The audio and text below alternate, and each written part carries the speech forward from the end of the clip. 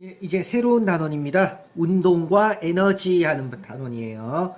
운동과 에너지는요, 실제적으로는 중학교 3학년, 예전에 또 2학년에 있었고요.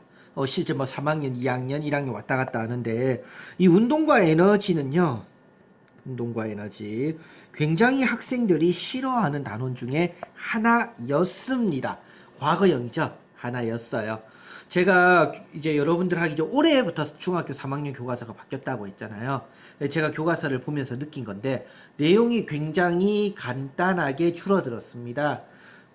이게 내용이 간단하게 줄어들었다라는 게 장점이 될 수 있지만 솔직하긴 단점이 될 수도 있어요. 내용이 너무나 줄어든 나머지 실제적으로 이해를 하는 데 있어서 굉장히 어려움을 겪어야 되는 부분들도 생겨나곤 합니다. 저 역시도 그런데요. 그래서 실제 제가 지금 수업하는 것에서는요. 예전에 있었던 내용들도요. 아주 살짝 심화 있게 말고요. 살짝 언급만 하고요. 기본적으로는 교과서에 있는 내용들을 기준으로 하도록 하겠습니다. 오늘 할 부분은요. 운동의 기록입니다. 우리가 어떠한 물체가 이제 움직임인데요. 쉽게 얘기하면 움직임이에요. 이 움직임을 갖다가 기록하는 방법으로 이제 몇 가지 방법들이 있습니다. 한때 이제 스마트폰이나 이런 것들이 대중화되지 않아 있었을 때는요. 거의 대부분 무엇을 사용했냐면요. 시간 기록계라는 걸 이용을 했어요. 자, 아직도 학교 현장에는요, 이 시간 기록계가 굉장히 많습니다. 저 역시도 학교에 굉장히 많이 보유하고 있는 게 이제 시간 기록계인데요. 이 시간 기록계가 얼마나 조금 구세대적이냐면요. 시간 기록계가 다음과 같이 생겨 있습니다. 네모난 상자예요. 자, 이렇게 그릴까요? 자, 네모난 상자고요. 이 네모난 상자에 종이가 이렇게 들어갑니다. 그리고 종이가 이쪽으로 나오고요. 그리고 이쪽에다가 뭐를 매다냐면요. 수레를 매다는 거예요. 수레를요. 그래서 수레가 움직이면 종이가 딸려 움직이는 겁니다. 그런데 이 중앙에 뭐가 있냐면요. 점 찍는 기계가 들어있어요. 그래서 종이가 이쪽 사이로 지나가게 되면요. 점을 찍습니다. 콩콩콩. 그러면요. 나중에 이 수레가 움직이고 나서 움직인 후에 종이를 보면 이제 종이가 이렇게 있으면 어떻게 되어 있을까요? 점이 찍혀 있겠죠? 이 점을 보고 물체의 운동을 갖다가 뭐 하냐면 예상을 하는 거예요. 예상을 하는 겁니다. 예를 들면 두 개의 종이가 있는데 하나의 종이는 1번 종이는 점이 이렇게 찍혀 있고요. 2번 종이는 이렇게 찍혀 있다면 어느 쪽의 속도가 더 빠른 걸까요? 수레가 더 빨리 움직인 걸까요? 1번과 2번 중에서요. 상식적으로 1번이겠죠.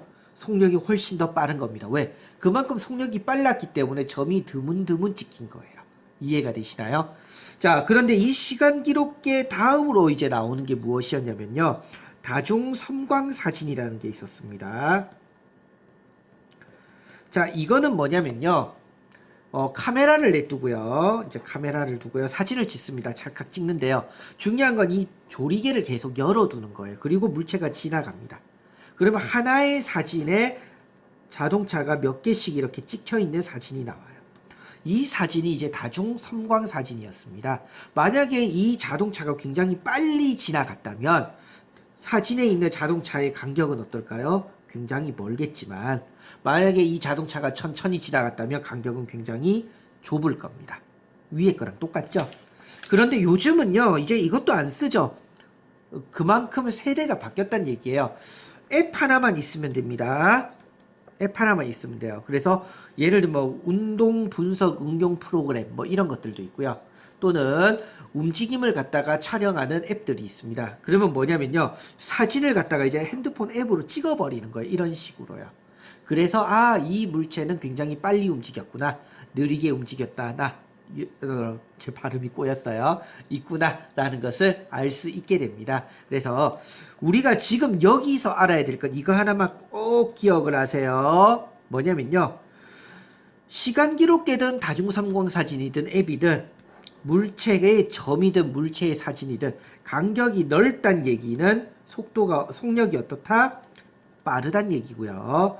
간격이 좁단 얘기는 속력이 어떻게 느리다라는 것을 의미하더라. 이것만 지금은 기억하세요. 이것만 기억하시면 됩니다. 자, 그런데 제가 계속 말을 하면서 속력과 속도를 갖다가 조금 혼란스러워하지 않나요? 실제 속력하고 속도가요, 우리 일상생활에서는요, 혼용해서 굉장히 많이 사용합니다. 속력이나 속도나. 맞죠? 그런데 속력과 속도는 엄연히 틀립니다. 엄연히 틀려요. 자, 속력과 속도를 알아보기 위해서 속력의 공식에 대해서 알아보겠습니다. 우리가 속력이라는 것은 빠르기를 얘기해요. 빠르기를 얘기합니다. 그럼 얼마만큼 빠른데, 그 얼마만큼 빠른데를 갖다가요, 우리가 시간분의 거리로 표현을 하게 됩니다. 그래서 얼마만큼의 거리를 가는 동안 얼마만큼의 시간이 걸렸냐예요. 예를 들어서 내가 10m를 가는데 2초 안에 갔더라. 그러면 1초에는 얼마를 간 거죠? 5m를 간 거예요. 맞아요. 그래서 속력은요, 단위 시간당이에요. 단위 시간당 움직인 거리. 단위 시간당이라는 게 이제 1을 의미하는 겁니다. 1초든 1분이든 1시간이든 1당 움직인 거리를 의미해요. 그래서 속력은요, 시간분의 거리가 됩니다.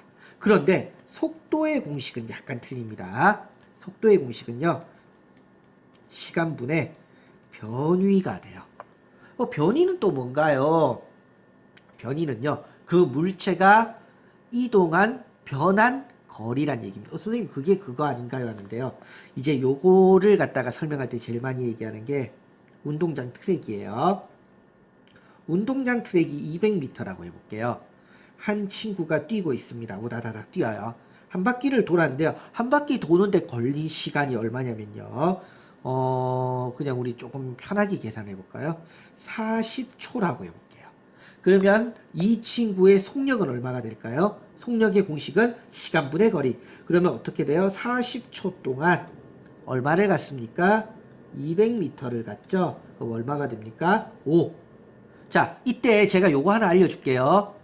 공식은요, 시간은 시간대로 나누고요, 단위는 단위대로 나눠요. 그러니까 시간은 시간대로 계산, 숫자는 숫자대로 계산, 단위는 단위대로 계산을 하세요. 그러면 예를 들어 볼까요? 지금 숫자는 어떻게 돼요? 예죠. 숫자를 계산하면 5가 나옵니다. 그럼 단위를 계산하면 뭘까요? 예죠. 그럼 얘는 어떻게 나옵니까? 미터 나누기 초, 미터 퍼 세크 이렇게 나오더라 이거예요. 미터 퍼 세크. 자, 그럼 얘가 속력이면요, 속도는 어떻게 되냐면, 속도는 시간분의 변위라고 있죠. 일단 시간은 40초 걸렸습니다. 변위는요 0m예요. 선생님, 왜 0m예요? 변위는요, 변한 위치라고 있죠. 내가 여기서 시작을 했어요. 근데 끝도 여기에요. 실제 변한 위치가 있나요? 없나요? 없죠. 이런 경우 뭐라고 하냐면요, 변위는 0m다라고 이야기를 하게 됩니다. 그래서 변위는요, 시작한 지점과 시작 지점, 그래서 도착 지점의 직선거리예요. 직선거리. 이것을 갖다가 변위라고 하는데요. 우리는 일반적으로 이제 속력이랑 속도를 일반적으로 비슷하게 놓고 쓰지만 엄연히 차이는 있습니다. 엄연히. 그래서 속력의 공식은 뭐가 된다? 지금 속도는 몰라도 돼요. 속력은요, 시간분의 거리가 되더라 라는 것만 기억을 해주세요.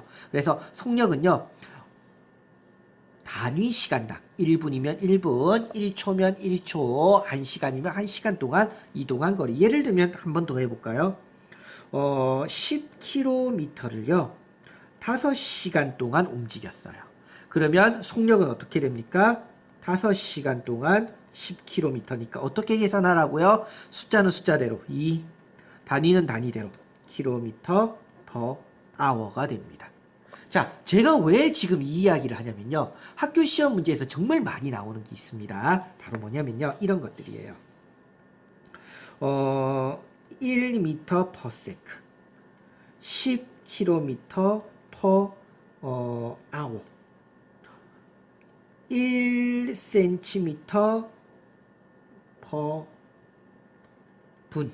자, 어떤 게 속도가 가장 빠르고 어떤 게 속도가 가장 느릴까요?예요.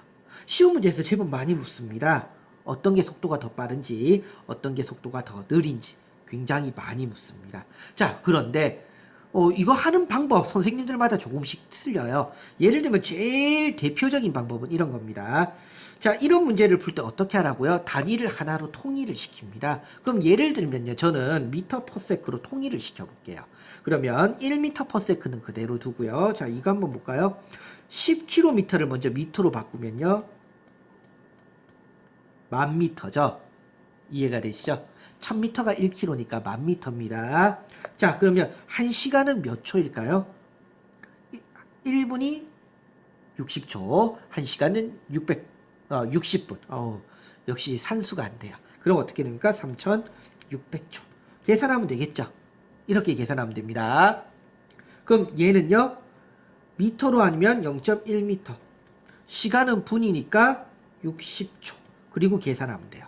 이해가 되시죠? 여기까지는요. 여기까지는 이해가 되실 겁니다. 그런데 이렇게 해가지고 단위를 통일시켜서 비교를 하는 게 제일 대표적인 문제예요. 그런데 저는 이렇게 좀 문제를 안 푸는 법입니다. 어떻게 푸냐면요.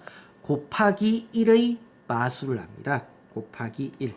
자, 이게 무슨 얘기인지 한번 해볼게요. 지금부터 잘 보세요. 자, 저는요, 지금부터 계산을 하기 조금 수월하게 한번 해볼게요. 수월하게 하는 거예요. 60km per hour를요. 미터 퍼 세크로 바꿔볼게요. 미터 퍼 세크. 자, 그러면 얘는 다시 말하면 이런 거라고 했죠. 1시간 동안 60km를 간다고 했어요. 맞아요? 자, 저는 여기다가요. 곱하기 1을 하고요. 곱하기 1을 하고요. 곱하기 1을 할 겁니다. 자, 곱하기 1을 아무리 곱해도 숫자가 바뀌어요? 안 바뀌어요? 안 바뀌죠. 자, 그러면 곱하기 1을 해볼게요. 그럼 옆에다가 한번 저 위에다가 다시 써볼게요. 좀 지우고요. 종이를 다 써버려가지고요. 자, 다시 한번 보겠습니다. 1시간에 60km를 가는데요. 곱하기 1을 한다고 했죠? 자, 곱하기 1 할게요. 1 맞는지 보세요. 자, 1 맞습니까? 1km 분의 1000m. 1 맞죠? 지금요. 이해가 되세요? 1 맞아요. 자, 한 번 더 해볼게요. 또 1을 곱합니다. 잘 보세요. 60분분의 1시간 했어요. 1 맞아요? 맞죠? 1입니다. 자, 1 한 번 더 곱해볼게요. 60초분의 1분이에요. 맞습니까? 자, 저는 1을 3번 곱했어요. 그럼 숫자가 바뀌어요? 안 바뀌어요? 안 바뀌죠. 자, 그럼 이거 계산해 보겠습니다. 제가 이거 계산할 때 어떻게 하라고 했죠? 아까 전부터 몇 번 얘기했어요. 숫자는 숫자대로, 단위는 단위대로 하라고 했습니다. 그럼 숫자부터 다 해볼게요. 1 곱하기 1 곱하기 60 곱하기 60. 맞죠? 위에는요, 60 곱하기 1000 곱하기 1 곱하기 1. 자, 여기까지 이해가 되실 겁니다. 그리고 자, 단위 한번 해볼게요. 시간, 킬로미터, 분, 초. 자, 위에는요. 킬로미터, 미터, 시간, 분. 자, 숫자부터 한번 계산해 볼게요. 제가요. 지금은 이렇게 계산하니까 좀 시간이 걸리는 것 같지만 바로 계산할 수 있어요. 여러분들. 맞죠? 자, 그러면 어떻게 됩니까? 자, 분부터 하면요. 숫자부터 하면요. 위에랑 밑에랑 60 하나 약분되겠네요. 맞죠? 그러면 0 하나씩 약분될 거고요. 그러면 6분의 100. 6분의 100 맞죠? 그냥 둘게요. 딱 안 떨어지네요. 그냥 둘게요. 자, 위에 한번 볼까요? 시간 약분되죠. 킬로미터 약분됩니다. 분 약분되죠. 뭐만 남았어요? 미터 나누기 퍼 뭐 남았어요? 세크. 6분의 100m per sec가 된다 이거예요. 이게 얼마라고요? 60km per hour라고요. 이걸 곱하기 1이라고 저는 얘기합니다. 그러면 아까 전에 했던 그 세 가지를 갖다가 비교할 수 있다 없다? 있더라 이거예요. 그래서 곱하기 1의 방식을 이해하면요. 속력을 갖다가 단위가 다른 것들이 있더라도 비교해서 속력이 빠른 것부터 느린 것까지 순서대로 나타낼 수 있더라라는 겁니다. 그래서 이 부분은 시험 문제 굉장히 많이 나오니까요. 꼼꼼하게 좀 연습을 한번 해보시기 바랍니다. 오늘은 제일 간단한 운동의 기록법과 속력에 대해서 했고요. 자, 다음 시간에는요, 이제 속력 중에서 속력이 일정한 등속 운동에 대해서 다뤄보도록 하겠습니다.